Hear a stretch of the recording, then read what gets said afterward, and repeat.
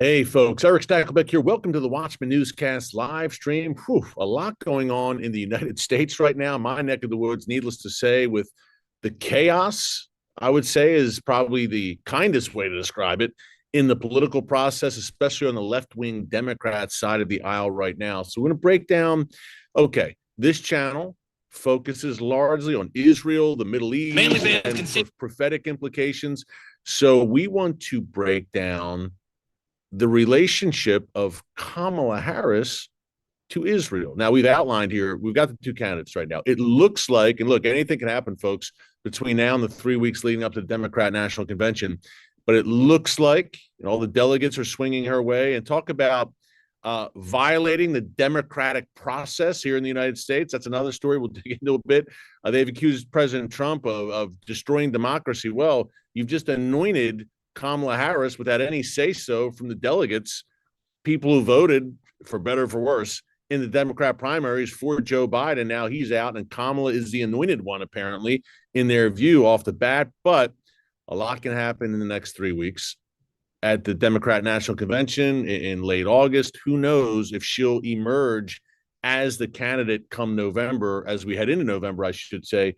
But in the meantime, she looks like the heir apparent. Kamala Harris, the vice president, former senator from California. So where does she stand on Israel? Again, as I mentioned, this is a channel focused largely on Middle East, Israel, Bible prophecy, ramifications for all of us around the world as believers, as followers of Jesus. So I want to dig into that. What's her history? What's her view on Israel? That's number one, because again, she very well may be the next president, if not elected in November. Folks, how about this?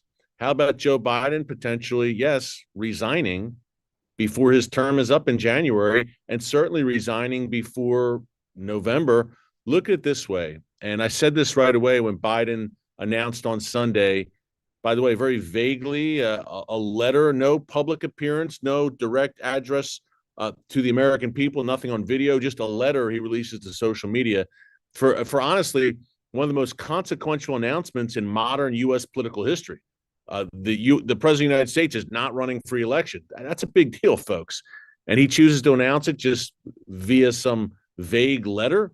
But nonetheless, I thought right away, okay, is he going to now resign the office as well? If he does that, and right away he endorsed Kamala in his announcement on Sunday. If he does that, she all of a sudden becomes the commander in chief between now and November. And all of a sudden she's the incumbent. And when she's debating Donald Trump, when she's out there in campaign trail, she could say, I'm the commander in chief. I'm the president of the United States. I have the top secret intelligence briefings come across my desk each day. All of a sudden, she has, in the eyes of some, perhaps, a gravitas, a legitimacy, a credibility that she didn't have before. If all of a sudden she actually takes office and is the president of the United States, at least until November, would that sway voters? Are Democrats thinking about that? And will old Joe actually just resign altogether? And by the way, where is he right now? Who's really running the country? I think that's a legitimate question. We haven't seen him in days. Okay, more on that too. So Kamala and Israel, the latest on who's running things here in the United States where I'm sitting. Benjamin Netanyahu, folks, is in Washington, D.C. right now. Speaking of which, was supposed to meet with Joe Biden. Biden apparently quarantining for COVID in his Delaware beach house. But there are rumblings today that he may indeed meet with Bibi on Thursday in D.C. We want to talk about that.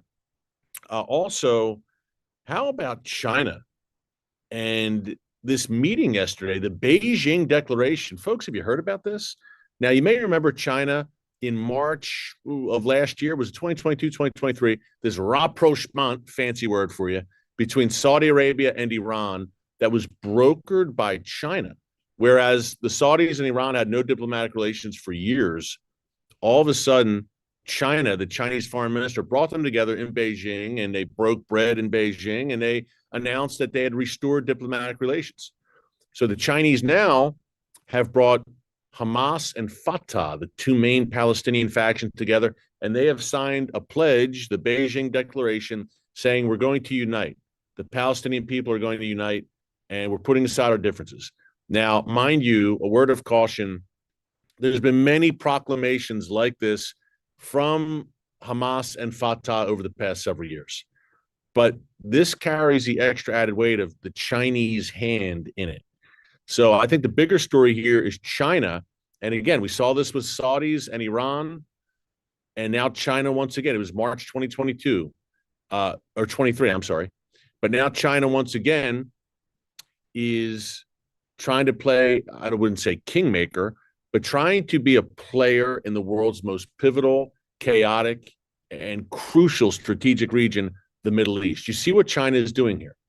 China wants to be the leader of the world, not the free world. China wants to lead the world and reshape the world in its totalitarian image, the communist regime in China, to be more specific. And if you want to lead the world and be the top dog, you must have a presence in the Middle East. So China, I mean, look, these are two major proclamations coming out of Beijing in the past 2 years, Saudis and Iran, and then now the Palestinian factions pledging, and who knows if that's really going to happen, but pledging unity. So that's something we need to talk about as well. And prophetic implications there, folks, as China continues to grow into a powerhouse. Hey, before we start, a few quick reminders. Hey, if you like what you're hearing here, if you like current events, breaking news, Middle East related from a biblical perspective, be sure to subscribe and click the notification bell so you get alerts every time a new video is posted. Hey, folks, we're coming to you sometimes even on the weekends, because the Middle East never sleeps. And what happens over there matters to you wherever you are around the world. Most strategic region, again, in the world. So be sure to subscribe. We've got nearly 1 million subscribers. Hard to believe, but for such a time as this, and by the grace of God, and because of our loyal viewers, we appreciate our watchmen and women on the wall. Hey, a quick reminder as well. If you love this channel, you will love our second YouTube channel. Yeah, that's right. I know I'm crazy. I've got the YouTube channel here, obviously. We've got the Stackscast podcast and the nightly show on TBN, the world's largest Christian television network, every night, 7:30 p.m. Eastern time, re-air at 10:30 p.m. Eastern time, Stakelbeck Tonight, hitting all of these issues and then some every weeknight, Monday through Friday. But we have just created a brand new YouTube channel for Stakelbeck Tonight clips, stuff you're not getting here from the show. We love you to tune in live every night or DVR it on TBN, but also you can catch clips that you missed on the Stakelbeck Tonight YouTube channel. It's at Stakelbeck Tonight. That's at Stakelbeck Tonight. So there you go. A lot of good stuff coming to you, again, for such a time as this. It goes without saying. Speaking of which, Kamala Harris. Now, I posed this question on the Stakelbeck Tonight show, folks, last night. What did Kamala know, and when did she know it? Now, what do I mean by that? Joe Biden clearly incapacitated. And I take no joy in saying that. I'm an American, and he's the president of the United States, and he's supposed to be the leader of the free world and the commander-in-chief at the most dangerous time for America and the world, the free world, since World War II, when a gathering storm of enemies is on the march.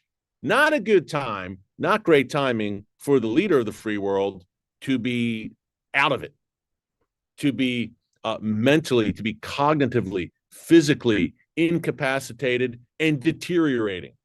Folks, we saw it in 2020, the last election. This was obvious. That's why he stayed in his basement for the majority of that campaign season.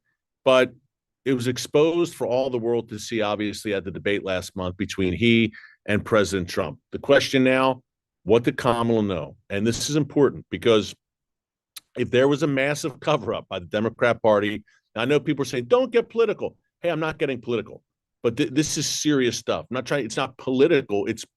This is the real world. And the president of the United States is cognitively and physically impaired. It's dangerous. It's not funny. It's dangerous. We have Russia, China, Iran, and North Korea licking their chops. We've got the Houthis launching drones at Tel Aviv. We're on the brink of a major Middle East war. We've got a war in Europe. We've got China eyeing up Taiwan. We've got North Korea doing missile tests. Oh, and by the way, we have an invasion here in the United States at our southern border, which Kamala Harris presided over, more as the so-called border czar. More on that in a second. So this is a dangerous time. And if she knew, and look, she was in regular meetings with him, lunches, vice president and president together in his cabinet. So she saw him up close for 3.5 years. She had to know. Yet she was trotting out before the cameras and saying, he's fine. He's fit to lead the country. Joe is sharp as a tack. if that's the case, she lied to the American people. So we need to know what she knew and why she wasn't forthcoming, because it puts us in a very dangerous position here in the United States. And whether you like it or not, and we have viewers from around the world, I love everyone from around the world. Look, when the United States is weakened and not at full strength and not acting as a leader of the free world and projecting strength, it makes the world a much more dangerous place. It leaves a vacuum that is filled by the world's worst actors. I'm not saying to be the world's policeman if you're an American. And if you're sick of overseas entanglements, that's not what I'm talking about. But I'm talking about peace through strength. No wars under Donald Trump. No wars under Ronald Reagan. Some engagements for sure. We had Panama, we had Grenada. Panama was actually George Bush the first, but Grenada, bombing Libya, there were engagements, taking out the Iranian Navy, by the way, in 87, 88, but not a major war. Same with Trump. There were some engagements, taking out Soleimani, ISIS, but not a major war, because both Reagan and Trump were respected and feared. And that's what I'm saying. You can have peace, actually no entanglements and no foreign wars, if you project strength and the bad guys know that you mean business. We don't have that right now, so it's very dangerous. But Kamala Harris, it looks like she'll be the Democrat nominee in November, going toe-to-toe with Donald Trump. Again, we don't know for sure. The delegates have all swung her way magically in the span of 24 hours. But anything can happen. If she doesn't poll well over the next 3 weeks and she has a disastrous Democratic convention, they'll cast her aside just like they just cast Joe Biden aside. Believe me, these people are all about power. But we shall see. But in the meantime, I'm treating this like she's going to be the nominee. So where does she stand on Israel? Well, a few things. Number one, she's been looked at as, and Joe Biden still proclaims himself as a Zionist. He uses the term. And she has been portrayed as maybe more of the bad cop and a good cop, bad cop relationship with her and Joe Biden. She hasn't been out and out viciously anti-Israel, anything like that. But there are some troubling signals from Kamala Harris, folks, when it comes to the world's one and only Jewish state. And there has been in this administration in general, where they're providing some assistance to Israel, military assistance, no doubt. And they've also withheld military assistance, as we've covered extensively here in the newscast. But it also can't be denied that they have rhetorically, many times, it's been schizophrenic in terms of, okay, we're providing Israel with some weaponry, and we're saying, Israel, do what you need to do. Then on the same hand, you're essentially accusing Israel of starving children and genocide and creating daylight between the United States and Israel, especially when it comes to Iran, and tying Israel's hands at every turn, whether it's in Gaza or with Hezbollah in Lebanon, or reacting to the Iranian attack on April 13th, when Iran fired over 300 rockets, missiles, drones, projectiles at Israel. So the Biden administration, Kamala Harris, key player there, has tied Israel's hands in dealing with Hamas, or at least tried to, in dealing with Hezbollah in Lebanon and in dealing with Iran. So you can provide some weaponry, and that's great. But then what you're saying rhetorically, the Middle East is listening. Iran is listening. And when you're tying Israel's hands, the world knows. So I preface by saying that. But Kamala Harris's stances on Israel, here's one that's telling. And by the way, she's married to a Jewish man, Doug Emhoff. I don't know if he's a Zionist. He's Jewish. That, hey, just because you're Jewish doesn't automatically mean you're a supporter of Israel, that you support the Jewish state, and that you're a fierce advocate for the Jewish state. That's a sad fact. We've seen that many times. Look at Bernie Sanders, who is hostile to the state of Israel. He's a Jewish man who's hostile to the state of Israel. So just because you're Jewish doesn't automatically mean you're going to love the Jewish state and love Israel. So I don't know a lot about him, her husband, but I'm just saying that. But here's what we know about her. She said a few months ago, and I quote, I'm just reading this directly, "People in Gaza are starving. The conditions are inhumane, and our common humanity compels us to act. The Israeli government must do more to significantly increase the flow of aid. No excuses." Pretty tough criticism of Israel there. And it seemed, folks, that she's insinuating that Israel is the reason people in Gaza are starving and that the conditions are inhumane. No, Hamas is the reason for that. And in terms of aid trucks coming in, folks, there is a procession of aid trucks going from Israel into Gaza every day. And Israel allows this. In no other war have the combatants, as one combatant, fed the other side. We can go on about that, but Israel's allowing it. Israel's letting the trucks flow in. Guess what happens to that aid? It's commandeered. It's taken by Hamas and jihadis and gangsters in Gaza. Not just Hamas, but just thugs, groups, bands of thugs who are taking advantage. And because they're doing that, Palestinian men, women, and children are struggling. There is not mass starvation in Gaza. That is clear, number one. So she's wrong there. And she's laying all the pressure at Israel's feet. And not even a mention of Hamas in her statement. Pretty telling. Later that month, I think this was March, it was March or April, she did not rule out, quote, consequences for Israel if it pursued an invasion of Rafah in southern Gaza. What kind of consequences? Now, thankfully, you could say on one hand, we didn't find out because Israel went in. Israel said, yeah, okay, we're still going to do it because we need to do it to win this war. Are the consequences withholding heavy arms shipments? Well, she was correct that that's the case because that's exactly what the Biden administration did. And Harris reportedly has been a voice advocating for a stronger stance against Israel. More pressure on Israel. Not more pressure on the Palestinians or Hamas or the Iranian regime, but more pressure on Israel. Speaking of the Iranian regime, by the way, in 2015, Kamala Harris supported that disastrous Iran nuclear deal when she was a senator out of California, out of San Francisco, the conservative bastion, kidding, of San Francisco. But Kamala Harris supported that Iran nuclear deal. So you're starting to get a picture, folks, of where she's coming from.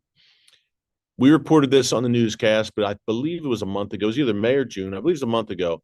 She was also quoted as saying, you know, in talking about those college protests in the United States, those pro-Hamas, anti-Israel protests, you know, I don't agree with everything they're saying, but I understand the emotion behind it.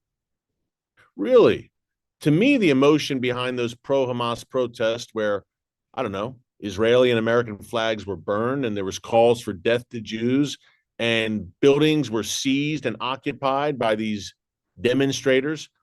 To me, the emotion that Kamala describes was demonic and evil. Those are the only emotions I saw. I saw evil running amok, and I saw adults, and we've seen in major cities, but on college campuses at least, I saw adults who should know better allowing the inmates to run the asylum. But she understands the emotion behind that. That's troubling. And folks, look, she was, I mentioned a little bit earlier, the border czar. So the main part of her profile was supposed to be she was in charge of the border crisis. Do I even have to expound on how that's worked out for America and for her? It's been a laughingstock. And that's on one hand, her performance has been a laughingstock.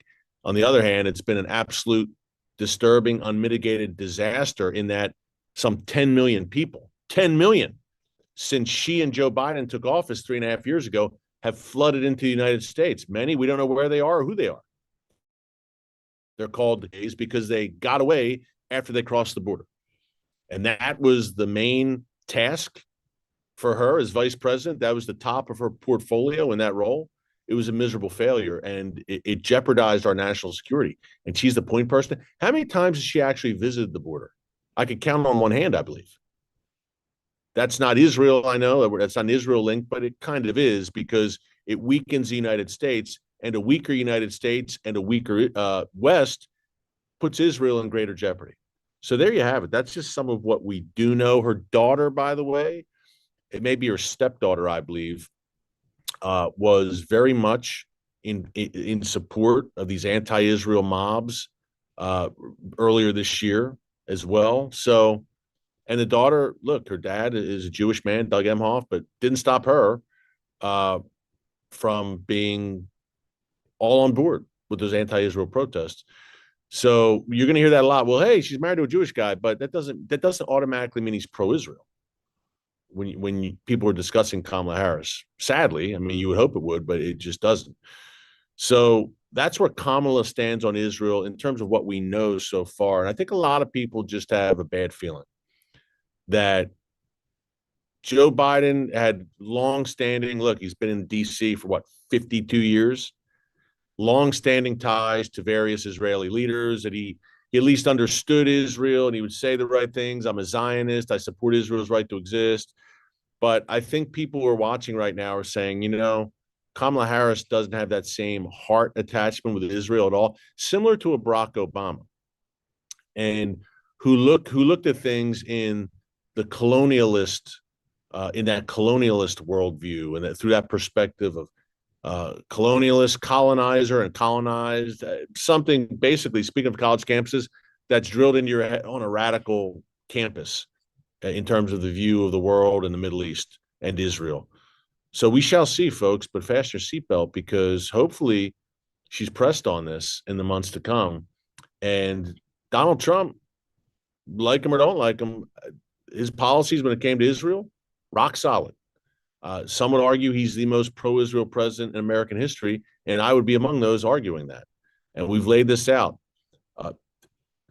placing the Islamic Revolutionary Guards Corps of Iran on the designated terrorist list, pulling out of that disastrous Iran deal that Kamala Harris supported, recognizing Jerusalem as the capital of Israel, moving the embassy there, taking out Qasem Soleimani, recognizing Israeli sovereignty over the Golan Heights, ending funding to the Palestinian Authority and the United Nations Relief and Works Agency, UNRWA, over their support for terror. The list goes on. The Abraham Accords, which weakened the Iranian regime. So that was in 4 years in office. And he accomplished a lot for Israel. And you never felt that there was daylight between Israel and the United States. The dirty laundry was not aired publicly, is what I'm saying. The Biden administration seems very fond of airing any grievance they have with Israel publicly. And that's a big mistake, because the Iranian regime and others are taking notes. And that makes Israel look weaker. It makes things seem like the United States is not behind Israel. And by extension, it makes the United States look weaker. Speaking of which, weakening Israel. Listen, we still have 80,000 people, folks, at least evacuated from their homes in northern Israel. Can you imagine? 80,000 people. Listen, Israel is the size of the state of New Jersey, surrounded on all sides by enemies. It's such a tiny country that Israel can't afford to have entire regions of their country essentially not functioning for months on end. But that's exactly what Israel is facing right now. In southern Israel, near the Gaza border, still communities since October 7th. Nearly 10 months now, folks. Nearly 10 months. Communities abandoned. They're just starting to trickle back some. But in the north, along the Lebanon border, Hezbollah, every day the barrages continue. 80,000 people evacuated, living out of suitcases in hotels. And the north is essentially a ghost town right now. I was there a few months ago, ghost town, and things haven't changed. This is Israel's time of greatest need since its modern inception in 1948. I truly believe that. And that's where Magen David Adom comes in. Folks, they are the sponsor for today's newscast, and I am proud to partner with Magen David Adom. Hey, here's some numbers for you. You want to help the people in the north and the south. You want to bless Israel. You want to fulfill that biblical mandate laid out in Genesis 12:3 to bless Israel. Well, here you go. Here's some numbers for you. Magen David Adom is Israel's emergency medical system. 35,000 paramedics, EMTs, and first responders. They answer every emergency medical call in Israel, every one, and they dispatch every ambulance. Folks, I'm in Israel frequently, obviously, and Magen David Adom ambulances are everywhere. I'll boil it down like this so you understand what they're all about. And again, it's SaveLivesIsrael.org or SaveLivesIsrael.com. I apologize. SaveLivesIsrael.com to support Magen David Adom. To break it down to its barest essence, when there is a terror attack in Israel, Magen David Adom are the first ones on the ground. When that Houthi drone slammed into an apartment building in Tel Aviv last week and killed a man and wounded a dozen more, Magen David Adom was there. They are the first responders for Israel.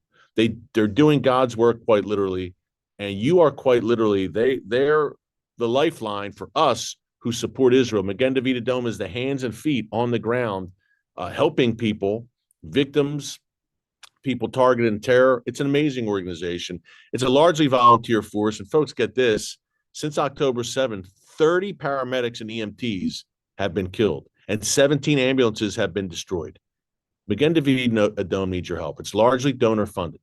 It's SaveLivesIsrael.com. They need your help because Israel needs your help at this time of greatest need. SaveLivesIsrael.com to support and stand with, I should say, Magen David Adom. Folks, I'm proud to stand with him. We are honored to have him here as a sponsor for the newscast. SaveLivesIsrael.com. You will literally help to save Israeli lives. I do not exaggerate when you support Magen David Adom. Okay.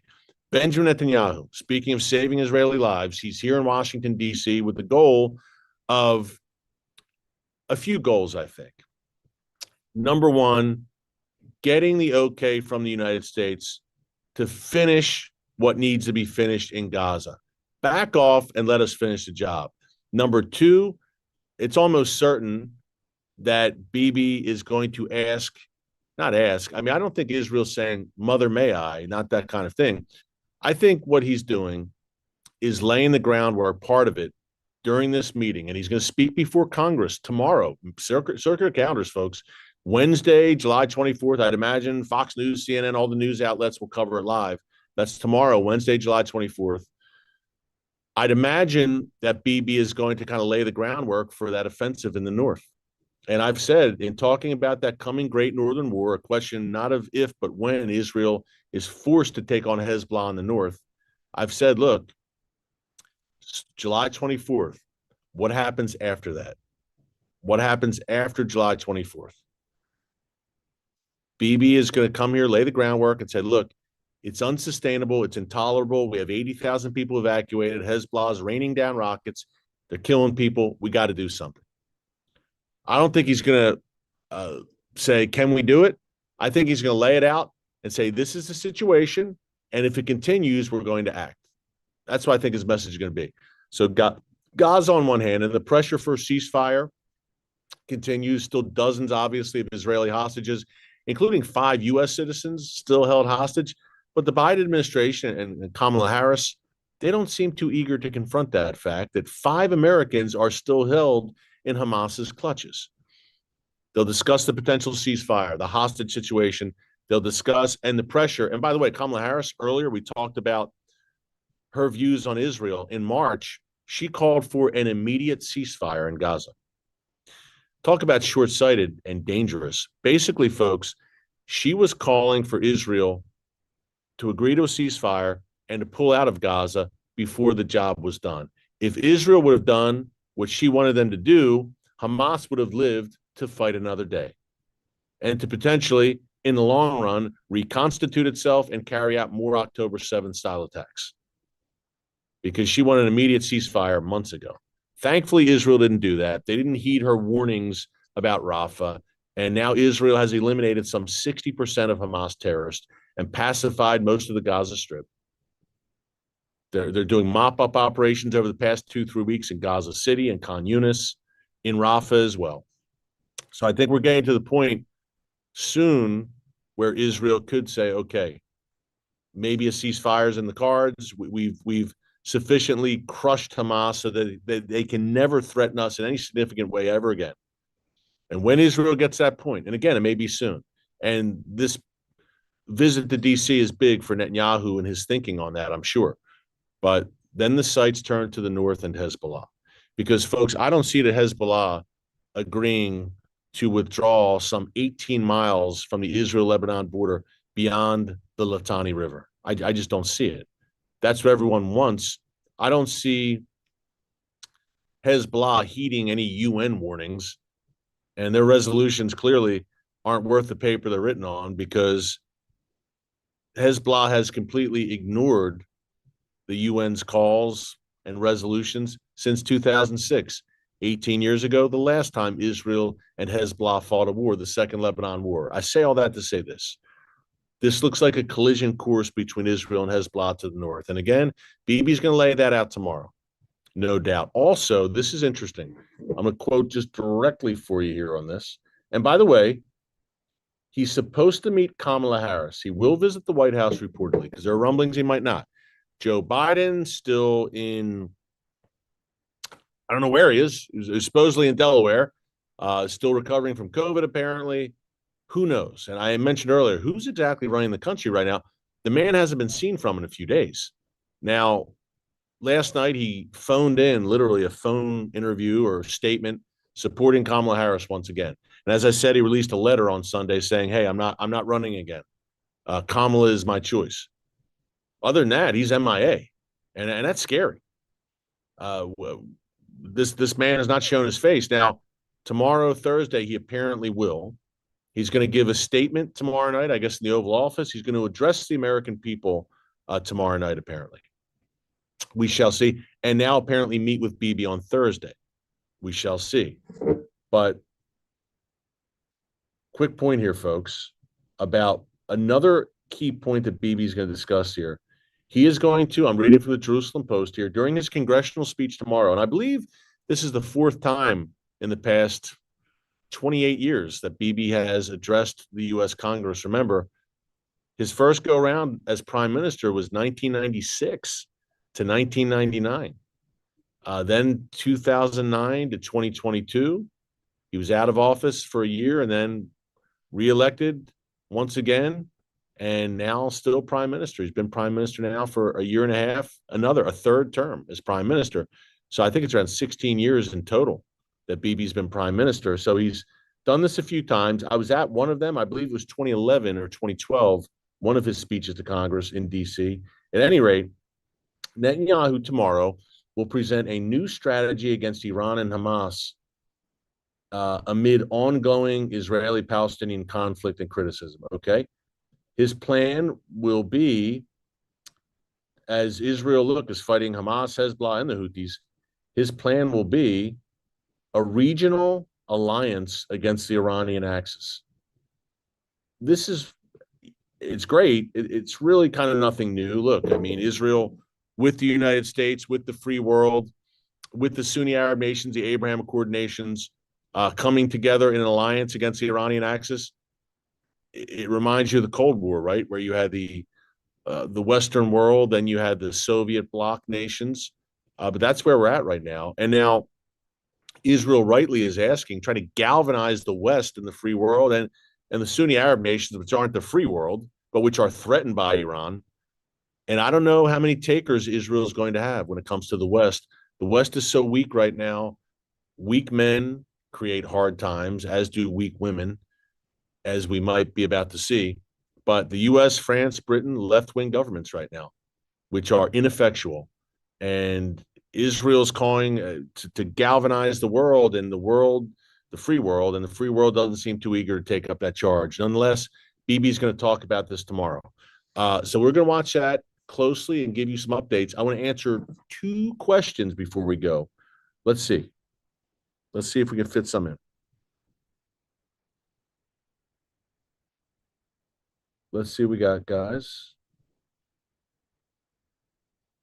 Chris Potts asks, Eric, Bibi needs the U.S.'s permission to push against Hezbollah? Chris, good question. Not officially, but the United States obviously holds a lot of leverage over Israel, in that the United States is Israel's main military supplier. And if Israel does something, if you have a hostile administration here in the United States and Israel does something that administration doesn't like, then that administration could hold that over Israel's head, which we've seen the Biden administration do. We don't like what you're doing in Gaza. We're going to withhold arms shipments. So the United States could say, you know what? If you go toe-to-toe with Hezbollah, you're on your own. We're not going to replenish your military hardware, your military supplies, ammunition, etc. That puts Israel in a tough spot. So Israel doesn't officially need the U.S. to write off, but makes a lot easier for Israel if it does have U.S. approval and support for any military action Israel may take. But at the end of the day, no matter who supports Israel, Israel's going to do and Israel's leaders are going to do what they feel they need to do, what is in the best interests of the world's one and only Jewish state. So whether they have that support or they don't, then Israel's going to do what it has to do, because Israel, as it should, just as Americans should put Americans first and America first, Israel should put Israel first. Every nation should put their own nation first. That's what's called being a sovereign nation. That's just common sense. That's the way it's always been through history. One last question here from our friend Melissa Resnick, a loyal viewer. Thanks, Melissa. Eric, do you think Bibi Netanyahu is at a higher risk for assassination here in the States as opposed to Israel or other nations? Wow, I hate to even delve into this, but not necessarily, I would say. It's obviously a very insane, and we pray against anything like that. Obviously, we pray just God's hedge of protection around Prime Minister Netanyahu during his time in the United States, wherever he travels, that angels surround him and just a divine hedge of protection. But look, I will say it's a combustible time. There's a word for you here in the United States. President Trump, assassination attempt against him last week. A lot of anti-Israel sentiment growing among radical factions here in the United States. But you see the same thing in Europe right now, obviously. And even within Israel, there's some really rabid anti-Bibi sentiment. So tough to say that, but all I would say is, look, we pray against anything like that. And we pray he has a very great security detail. And we just pray for a successful and safe trip for Netanyahu here to the United States for sure. But folks, great live stream with you today. And we're watching all this very closely. We're watching Bibi's speech very, very closely. And we will have updates for you on that. Until next time, thanks so much for joining us. God bless you. And remember, never hold your peace. Hey everyone, thanks for checking out the Watchman Newscast. Make sure you hit the subscribe button so you never miss an upload, and tap the bell icon so you're notified every time a new video is posted. And don't forget to share your thoughts, insights, and comments below. Thanks for watching. We'll see you back here tomorrow.